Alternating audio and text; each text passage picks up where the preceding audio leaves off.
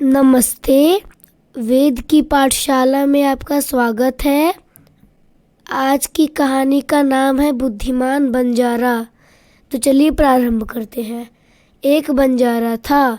वह अपने नौकरों के साथ बैलों पर मुल्तानी मिट्टी लादकर दिल्ली की तरफ जा रहा था। रास्ते में कई गांवों से गुजरते समय उसकी बहुत सी मिट्टी बिक गई। बैलों की पीठ पर लदे बोरे आधे तो खाली हो गए और आधे भरे रह गए। अब मिट्टी बैलों की पीठ पर टिके कैसे, क्योंकि भार एक तरफ अधिक तो एक तरफ कम हो गया था। नौकरों ने बंजारे से पूछा कि क्या करें। बंजारा बोला, अरे सोचते क्या हो, बोरों में एक तरफ रेत भर लो। यह राजस्थान की जमीन है, यहाँ रेत बहुत है। नौकरों ने वैसा ही किया। बैलों की पीठ पर एक तरफ आधे बोरे में मुल्तानी मिट्टी हो गई और दूसरी तरफ आधे बोरे में रेत हो गई। दिल्ली से एक सज्जन उधर आ रहे थे। उन्होंने बैलों पर लदे बोरों में एक तरफ रेत झरते हुई देखी तो वह बोले कि बोरों में एक तरफ रेत क्यों भरी है। नौकरों ने कहा, संतुलन बनाने के लिए। वह सज्जन बोले, अरे यह तुम क्या मूर्खता करते हो, तुम्हारा मालिक और तुम एक से ही हो। बैलों पर मुफ्त में ही भार ढोकर उनको मार रहे हो।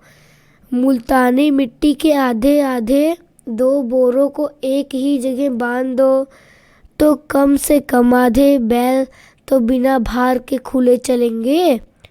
नौकरों ने कहा, आपकी बात तो ठीक जचती है, पर हम वही करेंगे जो हमारा मालिक कहेगा। आप हमारे मालिक से जाकर यह बात कहो और उनसे हमें आदेश दिलवाओ। वह व्यक्ति मालिक बंजारे से मिला और उससे बात की। बंजारे ने पूछा कि आप कहाँ के हैं, कहाँ जा रहे हैं। उस सज्जन ने कहा कि मैं भिवानी का रहने वाला हूँ, रुपए कमाने के लिए दिल्ली गया था। कुछ दिन वहाँ रहा, फिर बीमार हो गया। जो थोड़े पैसे कमाए थे वह खर्च हो गए। व्यापार में घाटा लग गया। पास में कुछ रहा नहीं तो विचार किया कि घर चलना चाहिए।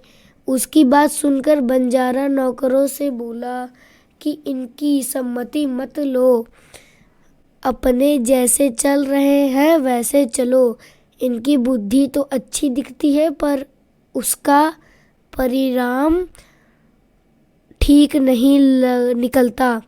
अगर ठीक निकलता तो ये सज्जन धनवान हो जाते।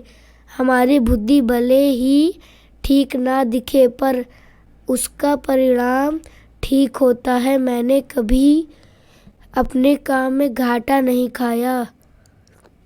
बंजारा अपने बैलों को लेकर दिल्ली पहुंचा। वहां उसने जमीन खरीदकर मुल्तानी मिट्टी और रेत दोनों का अलग अलग ढेर कर लिया और नौकरों से कहा कि बैलों को जंगल में ले जाओ और जहाँ चारा पानी हो वहाँ उनको रखो। यहाँ उनको चारा खिलाएंगे तो लाभ कैसे कमाएंगे। मुल्तानी मिट्टी बिकनी शुरू हो गई। उधर दिल्ली का बादशाह बीमार हो गया।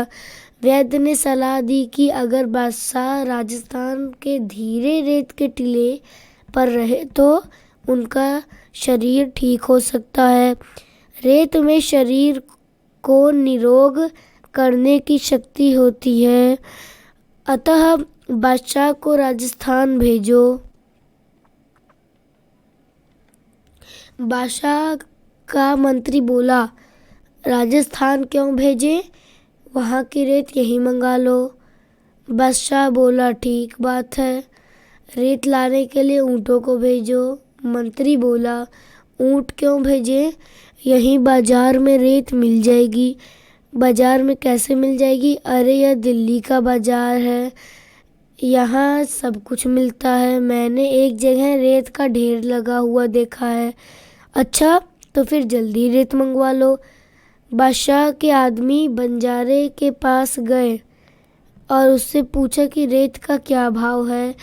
बंजारा बोला कि चाहे मुल्तानी मिट्टी खरीदो चाहे रेत खरीदो, एक ही भाव है, दोनों बैलों पर बराबर तुल कर आए हैं।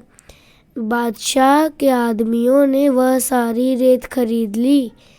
अगर बंजारा दिल्ली से आए उस सज्जन की बात मानता तो ये मुफ्त में रुपए कैसे मिलते। इससे सिद्ध हुआ कि बंजारे की बुद्धि ठीक काम करती है। इस कहानी से हमें क्या शिक्षा लेनी चाहिए?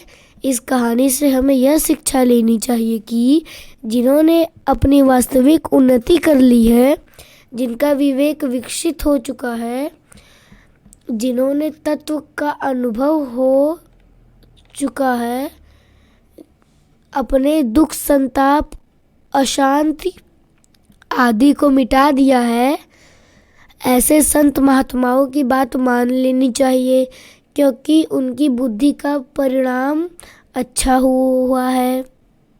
जैसे किसी ने व्यापार में बहुत धन कमाया हो तो वह जैसे कहे वैसे ही हम करेंगे तो हमें भी लाभ होगा। उनको लाभ हुआ है तो हमें भी लाभ क्यों नहीं होगा। ऐसे ही हम संत महात्माओं की बात मानेंगे तो हमें भी अवश्य लाभ होगा। उनकी बात समझ में न आए तो भी मान लेनी चाहिए। हमने आजकल अपनी समझ से काम किया तो कितना लाभ लिया है, अपनी बुद्धि से अब तक हमने कितनी उन्नति की है। अगर हमारी कहानी आपको अच्छी लगी तो प्लीज़ लाइक, शेयर, सब्सक्राइब और बेल आइकन दबाना ना भूलें।